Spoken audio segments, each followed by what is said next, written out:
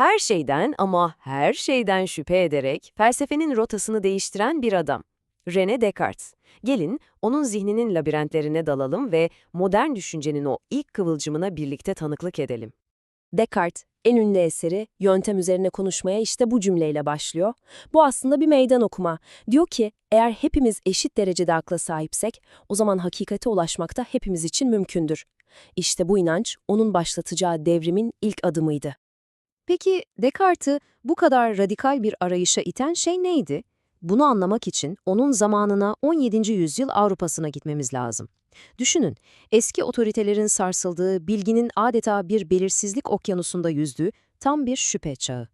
Hayal edin, Avrupa'nın en iyi okullarından birinden mezun oluyorsunuz ve elinizde kalan tek şey ne kadar cahil olduğunuzu fark etmek. Genç Descartes'in yaşadığı tam olarak buydu. Kesinlik bulmak için girdiği o okullardan zihninde çok daha büyük şüphelerle ayrılmıştı. İşte bu kriz, onu felsefenin belki de en temel sorusuyla yüzleştirdi. Eğer bildiğimizi sandığımız her şey bir yalandan ibaretse, o zaman tutunabileceğimiz tek bir dal bile yok mu? Ayaklarımızı basabileceğimiz sağlam bir zemin bulabilir miyiz? Ve Descartes o cüretkar adımı attı. Tozlu raflardaki kitapları, eskimiş otoriteleri bir kenara bıraktı ve bilginin kaynağını en beklenmedik yerde, yani kendi içinde aramaya karar verdi. Çünkü anladı ki aradığı o hakikat kütüphanelerde değil, kendi zihninin derinliklerinde saklıydı. Bu arayış, Descartes'i o meşhur inzivasına götürdü. Dış dünyanın tüm gürültüsünden uzak, sobayla ısıtılmış bir odanın sessizliğinde sıfırdan bir felsefe inşa etmeye koyuldu. Tam bir düşünce mimarı gibi. Peki bu mimar işe nasıl başladı?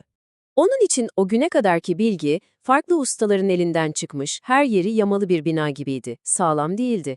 O ne yapmak istiyordu? Sağlam bir temel üzerine tek bir aklın, yani kendi aklının tasarladığı kusursuz bir bilgi kulesi inşa etmek. Ama bunun için önce her şeyi yerle bir etmesi gerekiyordu. Peki, bu büyük yıkımdan sonra başlayacak inşaatın planı ne olacaktı? İşte bu noktada Descartes, aklına bir pusula gibi yol gösterecek o meşhur 4 kuralını geliştirdi. İnanılmaz derecede basit ama bir o kadar da güçlü adımlar. Kesinliğe giden yolun haritası. Bu 4 kural aslında bir düşünce disiplini. Birincisi, şüpheye zerre yer bırakmayacak kadar açık ve seçik değilse hiçbir şeyi kabul etme. İkincisi, en karmaşık problemi bile çözebileceğin en küçük parçalarına ayır. Üçüncüsü, basit olanlardan başla, adım adım, düzenli bir şekilde karmaşık olanlara doğru ilerle. Ve son olarak dördüncüsü, sürekli geriye dönüp kontrol et, hiçbir şeyi atlamadığına emin ol. Bu adeta bir zihinsel titizlik yeminiydi. Ve şimdi o ana geliyoruz. Descartes'in bu güçlü yöntemini en temel, en kişisel soruya yönelttiği o kader anına. Yani kendi varlığının kesinliğini test edeceği ve felsefe tarihinin akışını değiştireceği o büyük an. Descartes, şüpheyi adeta bir silah gibi kullandı ve bildiği her şeye tek tek saldırdı. Duyularımız ya bizi aldatıyorsa, akıl yürütmemiz, en basit bir matematik probleminde bile hata yapabiliyorsak, belki de şu an yaşadığımız her şey sadece bir rüyadan ibarettir. Hatta daha da ileri gitti, ya kötü niyetli bir cin zihnimizle oynuyor ve bize her şey yanlış gösteriyorsa, bu şüphenin varabileceği en uç noktaydı. Bir anlığına o zihinsel boşluğu hayal edin. Bütün inançlar yıkılmış, bütün kesinlikler buharlaşmış, geriye ne kalır? Geriye sadece şüphe eden o şeyin kendisi kalır. Peki bu yıkımdan sağ çıkabilen bir şey olabilir mi? Ve işte o anda şüphenin en karanlık noktasında o sarsılmaz gerçek parladı. Cogito ergo sum. Düşünüyorum, öyleyse varım. Her şeyden şüphe edebilirdi. Evet, ama tam o anda şüphe etmekte olduğundan asla şüphe edemezdi. Ve eğer ortada bir şüphe, yani bir düşünce varsa, o düşünceyi düşünen bir ben de olmak zorundaydı. İşte bu cümlenin devrimsel gücü tam da buydu. Bu, Arşimet'in bana bir dayanak noktası verin, dünyayı yerinden oynatayım derken aradığı o mutlak, sarsılmaz temeldi. Felsefe artık Tanrı'dan ya da dış dünyadan değil, doğrudan bireyin kendi bilincinden, o düşünen benden başlıyordu. Bu keşif sadece Descartes'in kişisel yolculuğunu tamamlamadı. Aynı zamanda Batı düşüncesinin seyrini de sonsuza dek değiştirdi. İşte tam bu an modern felsefenin doğduğu andır. Bu tablo aslında o devasa değişimi özetliyor. Orta Çağ'ın skolastik felsefesinde her şeyin başlangıç noktası Tanrı'ydı.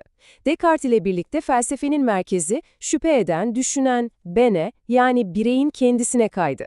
Artık evreni anlamak için önce kendi zihnimize bakmak zorundaydık. Bu modern bireyin doğum ilanıydı adeta.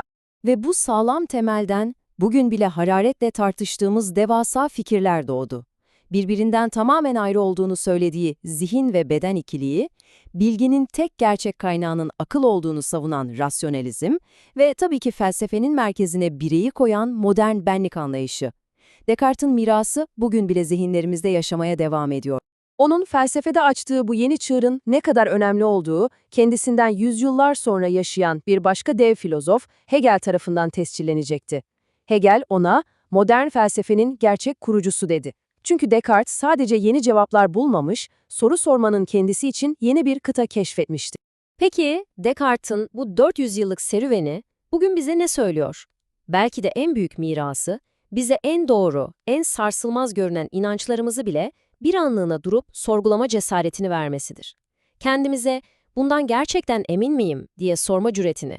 Peki ya siz? Sizin bugün sorgulamaya cüret edeceğiniz o sarsılmaz inancınız ne olur?